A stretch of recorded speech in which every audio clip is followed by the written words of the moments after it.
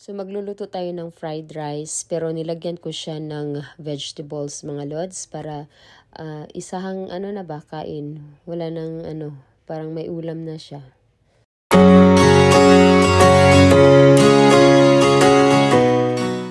So Thursday nga pala ngayon, so may pasok pa ang mga bata sa school, no? Pero nag-day off tayo today. So, hindi pa rin talaga ako magaling, no? Mayroon pa rin tayong ubo at sipon. Pero medyo na okay naman na yung pakiramdam natin. Pero si Jasper naman ngayon ang may ubo at sipon. Siya naman yung masama ang pakiramdam.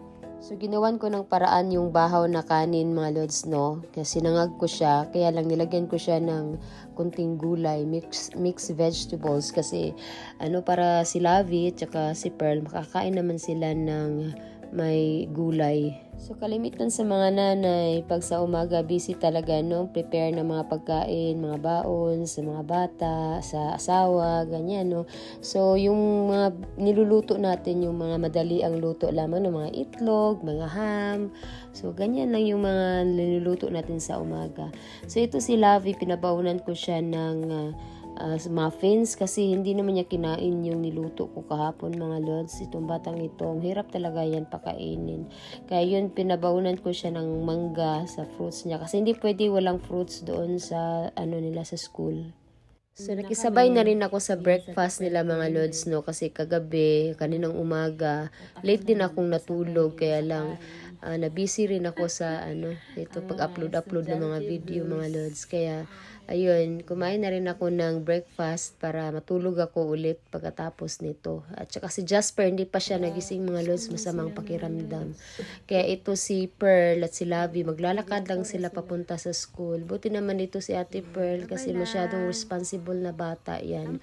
Kahit sabihin mo na gisingin yung tatay nila, ayaw niya talaga kasi daw mag-rest na lang daw si papa niya. Bait naman ang batang ito, napaka-responsable. Minsan, paswerte lang talaga pag magkaroon tayo ng anak na responsible, mga lods, no? At saka yung maintindihan nila yung sitwasyon ba. Awa ng Diyos, gano'n naman talaga yung mga sila, yung understanding sila. So, kagigising ko lang, mga lods, nakarating na pala yung mga bata galing sa school. So, mga bandang alas 3:30 na yan ng hapon. Kaya yun si Jasper nagising na rin. Nagluto pala siya ng steak. Kaya nag-snack sila ng steak pala, mga lods. So, ito namang anak kong si Lavi. Ayan, kasi wala man siyang kalaro. Kaya inialiw niya talaga yung sarili niya. Ayan, may nakita daw siyang butterfly or yung moth. Kaya kinukuha niya kasi kawawa daw, gusto niyang ipalabas. Buti naman. So, ang bilis ng oras, hapon na naman. Ayan si Ate Pearl, magsasaing daw siya para sa hapunan. Napaka-responsible talaga ng batang ito. At sabi ko, mag-aral na siya doon kasi ako na lang magluluto. Tsaka ito namang isa, ayan kumakain daw siya ng watermelon. Buti naman at kumain to ng prutas, mga lods. Kasi ang hirap-hirap talaga pakainin na to ng prutas. Ito lang yata itong bata na ayaw kumain ng prutas. Yung mga pinapadala ko sa school, parang hindi ko alam kung kinakain niya yan. Pero yan, ang hirap talaga niyan pakainin ng prutas. So, Friday na yan, mga lods, umaga, at sabi ni Jasper, pupunta daw kami sa town kasi bibili daw kami ng gamot kasi nga naubusan na kami ng paracetamol. Bibili siya ng paracetamol para makainom siya. Parang may lagnat yata siya, mga lods. Kasi kagabi minasage ko siya, medyo mainit yung katawan niya. Kaya ayun, bibili kami ng gamot doon sa town. So, malapit lang naman, mga lods. Mga 2 minutes drive lang naman. Pwede ngang lakarin kung gusto mo mag-exercise. Kaya lang parang uulan yata. Kaya sabi ko, mag-drive na lang tayo.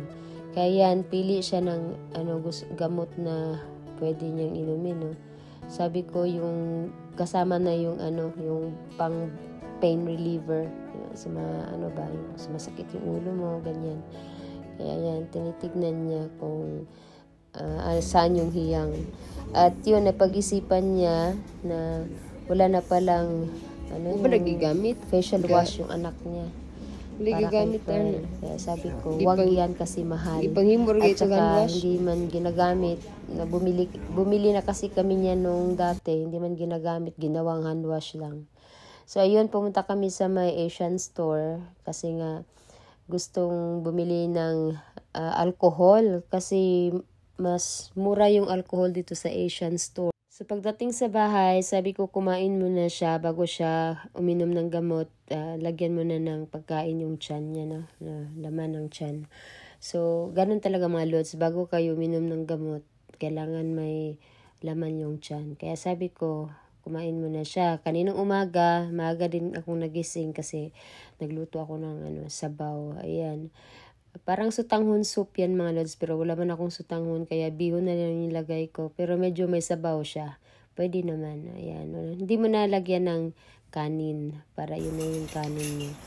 At yun, pagkatapos naghugas na siya ng plato niya para mamaya magpahinga naman siya.